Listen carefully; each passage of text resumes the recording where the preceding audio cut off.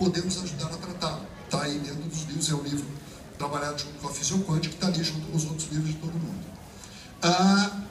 Nós vamos falar, mas tem dois sistemas que nós vamos falar hoje que são muito importantes, que é o sistema imunológico e o sistema endocrinológico. Mas para entender isso, nós temos que entender o metabolismo, ou seja, toda atividade do corpo é chamada de metabolismo. Você quer mais? E o metabolismo foi feito para duas coisas.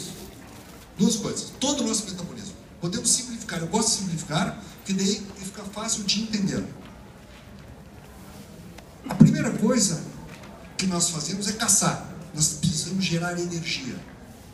Vocês sabem que oficialmente a pessoa está viva enquanto tiver atividade elétrica no cérebro. A pessoa está morta quando para a atividade elétrica do cérebro. Se eu perder o braço, eu continuo vivo. Se eu perder a perna, eu continuo vivo. Tá certo? Ou seja, agora, quando o cérebro para, você está morto. E como é que você vê? Eletroencefalograma, ou seja, a geração de energia elétrica no organismo. Então, a geração de energia é a primeira coisa que o organismo tem que fazer. E ele usa energia para caçar. É o que a gente chama lá na academia de desempenho. Né? Eu vou para a academia, eu vou para correr, eu tenho que ter desempenho. O que é desempenho? Energia. Senão eu não corro e eu não faço a minha atividade física. A segunda coisa é comer. Ou seja, eu cacei, matei o elefante lá, agora eu vou comer. Eu estou mostrando o pré-histórico porque os nossos genes, a nossa estrutura orgânica é a mesma há 600 mil anos. A nossa estrutura genética é a mesma. Então, o nosso corpo continua lá na savana africana. Então, quando eu sofro um estresse tremendo, o meu organismo vê tigre se aproximando. E ele se prepara para correr do tigre por 2 horas. Só que no dia de hoje, você tem um estresse, uma agressão, você se sente agredido, você prepara o teu corpo para correr 2 horas pela floresta e, na verdade, fica parado lá com um cara de paisagem, olhando para a pessoa que se estressou. Então, você imagina que o custo operacional do organismo é violento. Então, primeiro, você caçou e gerou energia. Como é que nós geramos energia? Destruindo. Nós destruímos açúcar, nós destruímos gordura e nós destruímos proteína. É assim que você gera, né? Você queima açúcar, queima proteína, queima gordura. Então a geração de energia é um processo de destruição. Tá? Depois que você destruiu e tem energia, é uma destruição positiva, né? Porque é para gerar energia. Tá? Você vai construir. A tua célula vai construir colágeno, saliva, pele, cabelo, hormônio, certo? Isso é o que você vai fazer aqui. Produzir proteínas. Outras estruturas, mas a principal são proteínas. Tá? Isso é chamado metabolismo. Então, o metabolismo é o conjunto de todas as funções e reações. Funções também, né? Estou aqui executando função. Conversando, pensando. Tá? Conjunto de todas as funções e reações químicas que mantêm o organismo vivo e saudável.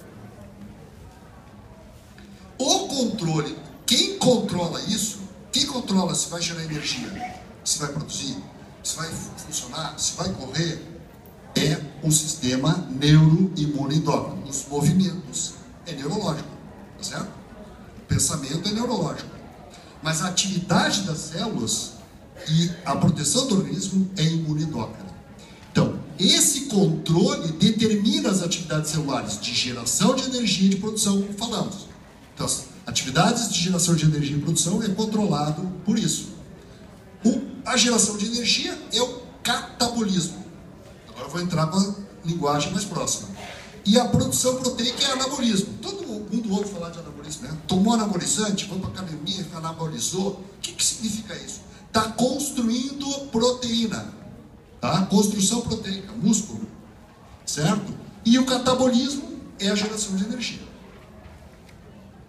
Então, o comando das atividades celulares, geração de energia e produção proteica, é neuroendócrino. Começa no hipotálamo, tá? Que é a parte inferior, aqui, o tálamo é toda essa área, hipo é embaixo, tá? Hipotálamo, e o hipotálamo produz neurohormônios que vão para a hipófise, ó, hipo também, né? Tá? A pineal fica em cima, todo mundo ouve a pineal, né?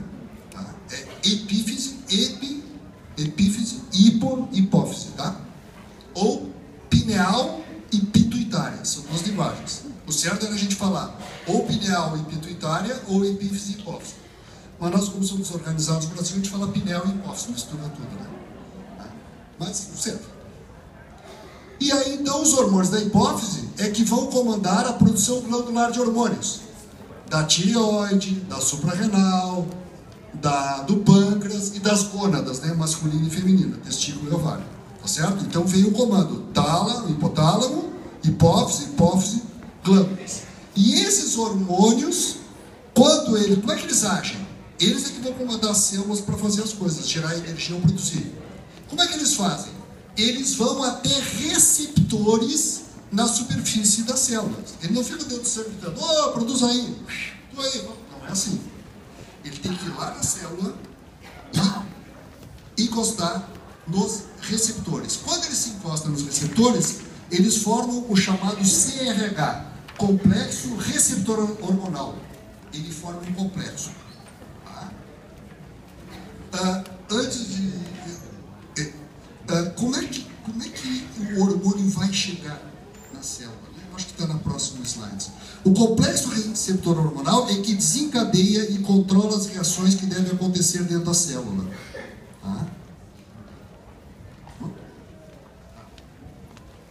Mas como é que funciona o CRH, o complexo receptor hormonal? Essa é a pergunta, né?